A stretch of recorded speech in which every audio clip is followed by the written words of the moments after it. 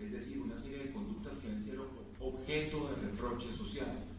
Aquí en Colombia ha hecho carrera la teoría de que nosotros debemos hacer coincidir siempre el control legal con el control social y obviamente con el control ético o el control moral. Y así logramos producir transformaciones a nivel de la cultura ciudadana que son esenciales para la lucha contra la corrupción. Eso me parece muy importante porque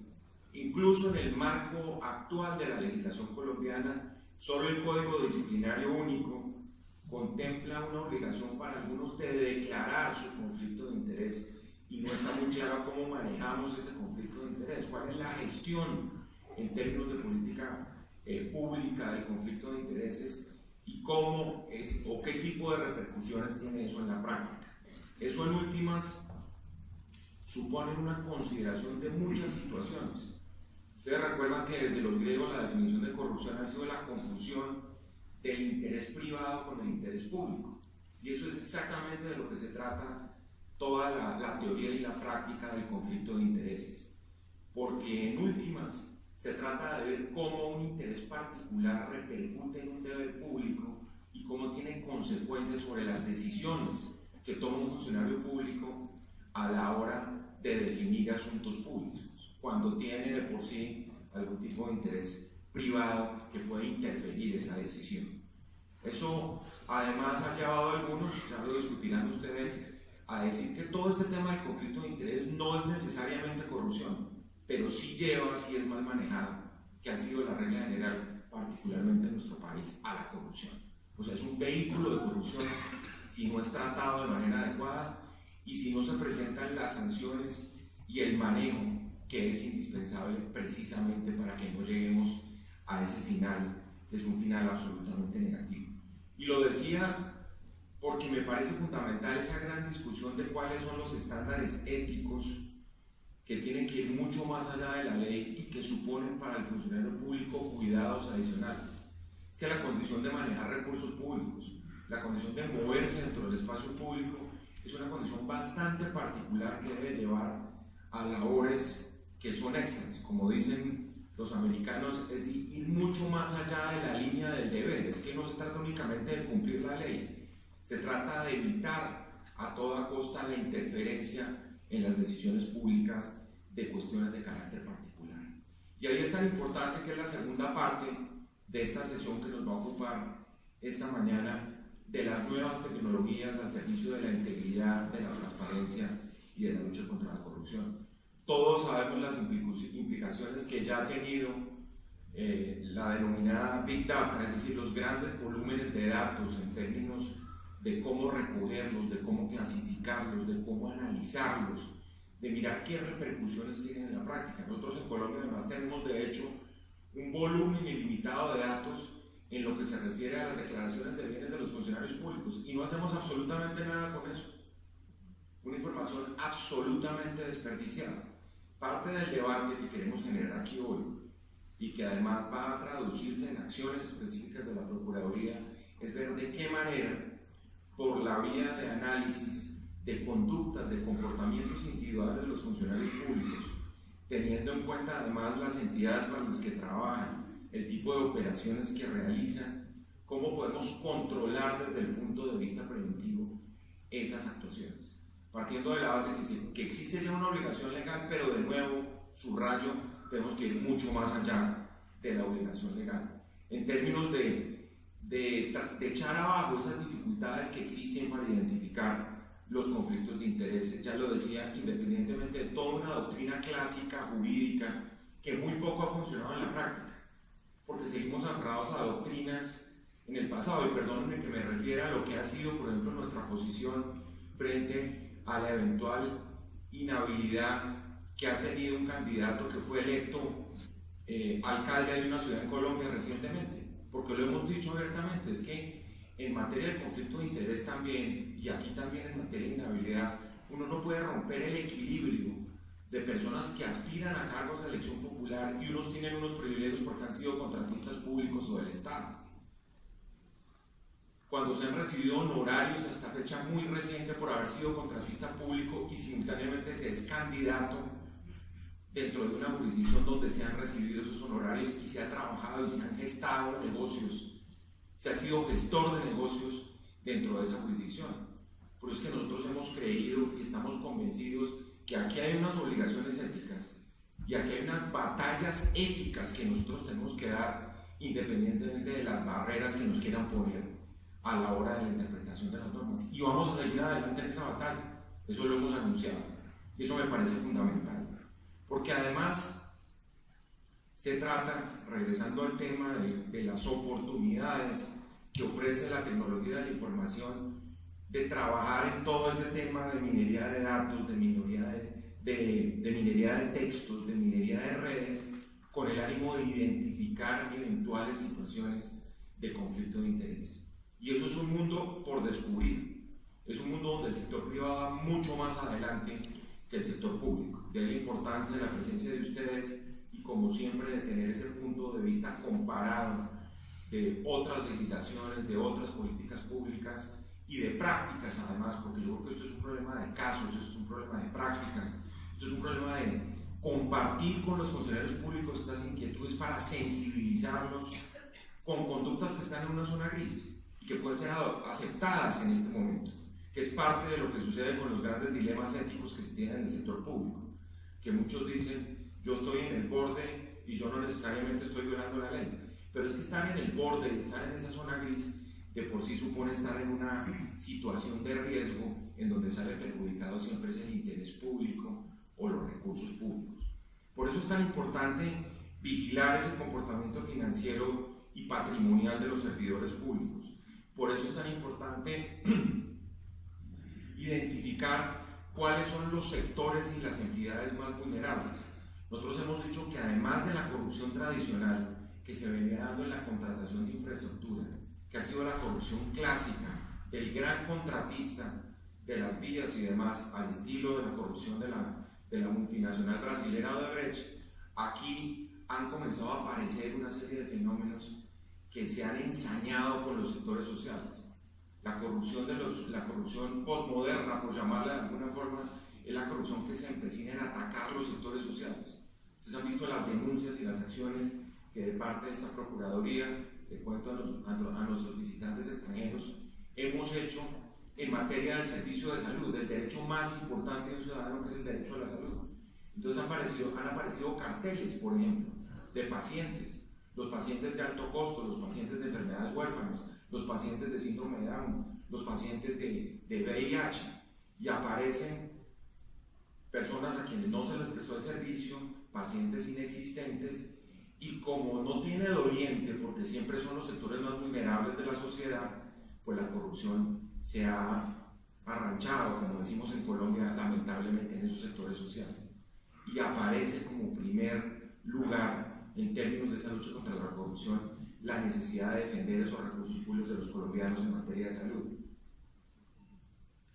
La corrupción a nivel urbano, por ejemplo, que también la hemos combatido, hemos identificado, y de hecho llevamos 6 departamentos trabajando en la importancia de atacar el llamado volteo de tierras, que es el cambio de la norma urbana, que ustedes lo saben, yo creo que lo ha visto toda América Latina. Recientemente estaba viendo un texto del derecho urbano español, en donde en España precisamente, ustedes lo saben, la gran crisis financiera se generó precisamente por temas urbanos, el convertir una propiedad rural en una propiedad urbana y multiplicar a la n potencia las ganancias para los concejales o quienes administran el municipio, y obviamente se convierte en la gallina de los huevos de oro de los alcaldes a la hora de cambiarle la norma a esos territorios.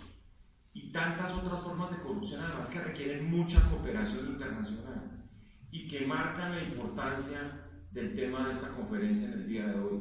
porque repito, aquí se trata es de mirar cómo optimizamos los recursos para la prevención, y aquí sí que vale la pena invertir mucho más en prevención. La prevención que no genera titulares de prensa,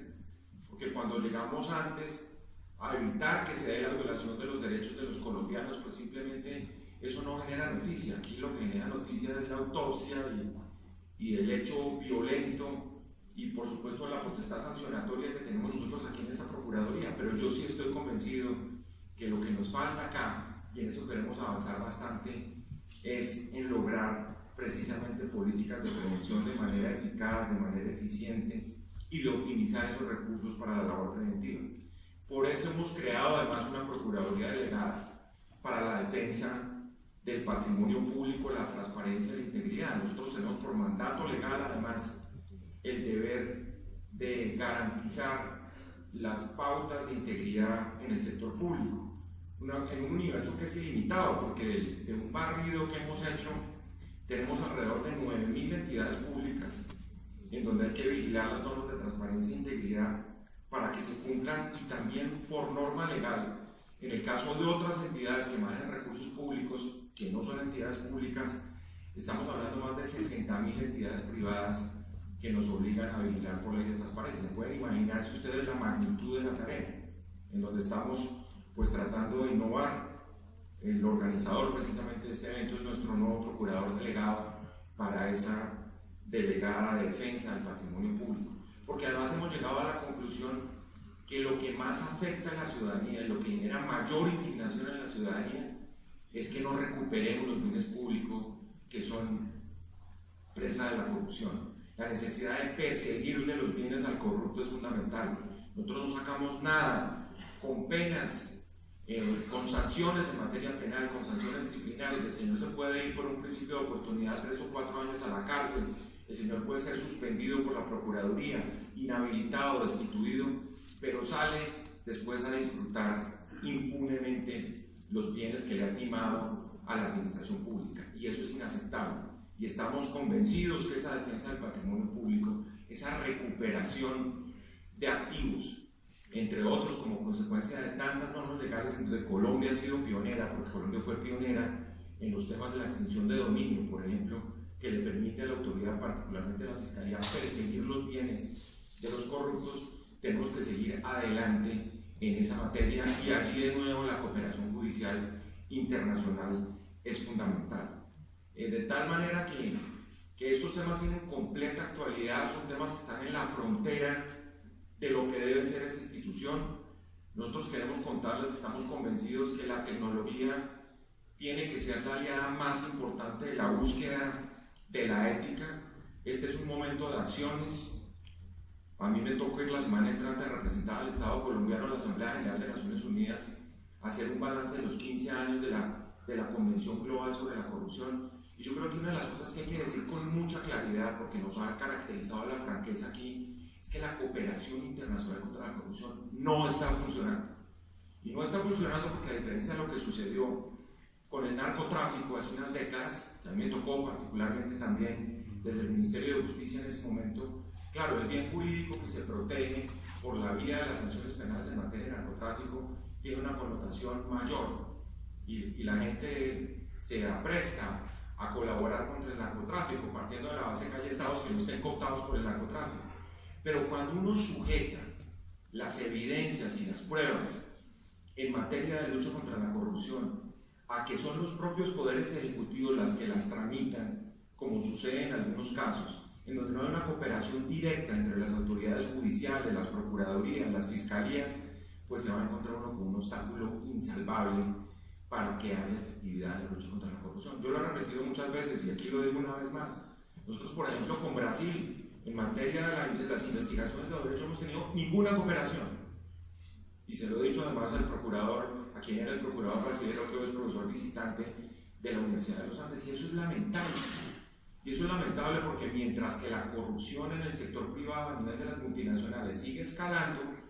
las capacidades del sector público se han mantenido estáticas o van para atrás. Y eso no puede ser así. Un argumento más para enfatizar en la necesidad de la tecnología para alcanzar precisamente ese grado de sofisticación de la corrupción que, insisto muchísimo, comprometo más que nunca en esta lucha al sector privado. Porque esto ya no es un asunto de simple responsabilidad social empresarial, como se planteó hace un par de décadas. Esto es un asunto de responsabilidad social empresarial, de buen gobierno corporativo, de códigos de ética que funcionan en la práctica, de un liderazgo ético desde la cúpula de las instituciones del sector privado. Eso es una caja de herramientas donde hay que sumar todos estos instrumentos y no simplemente decir, como lo hemos visto y lo hemos dicho también muchas veces, códigos de ética que terminan siendo premiados a las multinacionales más corruptas que han hecho el peor daño al patrimonio público de la moralidad pública en América Latina. Entonces me parece que eso es esencial, como todo el tema de las unidades de cumplimiento dentro de las instituciones privadas. Eso del compliance, eso tampoco es una cosa marginal. Es que hoy en día las empresas que se están tomando en serio este tema de la ética pública y las políticas públicas y privadas de conflicto de interés están elevando a los más altos niveles de las empresas. Tienen un vicepresidente del cumplimiento, con un departamento dedicado a la búsqueda del cumplimiento de la ley por un lado y por el otro lado de diseñar políticas en esta materia. Porque yo creo, y con esto sí ya termino, que además para Colombia, en el momento que estamos viviendo, no solo de cara a las denuncias y a todo lo que hemos venido descubriendo, porque yo no creo que es que haya más corrupción, sino lo hemos repetido en una frase que se ha vuelto manía ya, pero que siempre vale la pena repetir. Nosotros hemos dicho, el humo de la guerra, el estruendo del conflicto armado no nos dejó ver la corrupción, porque las prioridades de los colombianos eran otras, hace 10 y 20 años. Las prioridades de los colombianos eran la vida, la integridad personal, y nuestras preocupaciones estaban dadas por las acciones terroristas de los grupos guerrilleros. Hoy, por fortuna, como estamos construyendo la paz con todas esas dificultades que ustedes han visto, pero vamos hacia la reconciliación y todos tenemos que ir en esa dirección, estamos descubriendo que se aplazaron una gran cantidad de temas durante tantas décadas, entre ellos este tema de la integridad, de la transparencia, de la búsqueda de la ética, de tener herramientas idóneas en la lucha contra la corrupción. Y por eso, por ejemplo, es determinante, que ustedes lo van a abordar en alguno de los paneles, una política pública de gestión, de manejo del conflicto de interés que va a determinar nuestra entrada a la OECD, donde hay unas directrices del año 2003 donde se subraya con muchísima claridad que aquí lo que hay que hacer es convertir esto en un elemento central de la política del Estado. Por supuesto, de una política pública en donde además esos conflictos de intereses, de nuevo, no son únicamente de carácter económico, son de toda naturaleza, y son conflictos que afectan de alguna manera la legitimidad, el equilibrio, la ponderación a la hora de la toma de las decisiones en el sector público. Por eso les agradecemos tanto. Yo quiero agradecerle una vez al Banco Mundial. Queremos además seguir trabajando con el Banco Mundial. Tenemos fuentes de recursos de otras entidades internacionales de financiamiento, particularmente el Banco Interamericano de Desarrollo, gracias entre otras a nuestra subdirectora de planeación aquí presente, que ha sido fundamental en todo ese esfuerzo. Por eso queremos decirles también a los amigos del Banco Mundial que queremos seguir trabajando con ustedes, que este sea el punto de partida de una colaboración que sea una colaboración eficaz. Aquí hay espacio y, por supuesto, voluntad de parte nuestra para poder marchar en esa dirección, y me parece que lo que vamos a lograr es prácticamente no solo poner esto en el centro de la agenda pública del próximo gobierno, sino en el caso particular nuestro, hacer de esta una entidad que sea bandera y que esté en la vanguardia precisamente de la preservación del interés público y de los recursos públicos. Eso dentro de una política pública de integridad, en donde el liderazgo ético de este país se pueda recuperar, en donde no haya ese doble discurso que es común, en donde públicamente se dice una cosa y en privado se hace otra, en donde los funcionarios públicos, y eso parece una utopía, sean modelos y sean ejemplo para la sociedad desde el punto de vista de los estándares éticos que están defendiendo, y que nos permitan a nosotros, sobre todo, como yo espero que sea la conclusión de esta conferencia, trabajar muchísimo en los temas de sensibilización, de concientización, por supuesto de prevención en esta materia. En últimas, de lo que se trata es de hacer cambios culturales que toman varias generaciones, pero creemos que esto es un paso muy adelante, sobre todo para nosotros como Procuraduría General, en la transformación de una cultura organizacional que ha estado acostumbrada a tolerar una serie de prácticas y que en muchos casos, repito, están en esa peligrosísima zona gris, en donde uno no sabe si lo que está haciendo está bien o está mal. De ahí la importancia de esa sensibilización y de remitir además esto a un problema de ética, donde lo importante es defender los derechos de los ciudadanos y, por supuesto, no vulnerar los derechos de los demás, que esa ha sido la lógica que hemos implantado aquí desde la Constitución de 1991. De nuevo, muchísimas gracias y esperamos, repito, que de aquí en adelante solo venga trabajo práctico con ustedes, porque esa es una de las áreas de la lucha contra la corrupción que supone precisamente estudio de casos particulares. Por eso estaremos muy atentos a las experiencias de los 4 países que estarán aquí presentes, incluyendo la experiencia de Rumania, que yo estoy seguro que va a ser muy ilustrativa. Luego les agradezco mucho y solo éxitos en esta jornada, y esperamos, repito, ser aliados del Banco Mundial de aquí en adelante en todo este tema de la implantación de una verdadera política pública de conflicto de interés. Muchísimas gracias a todos.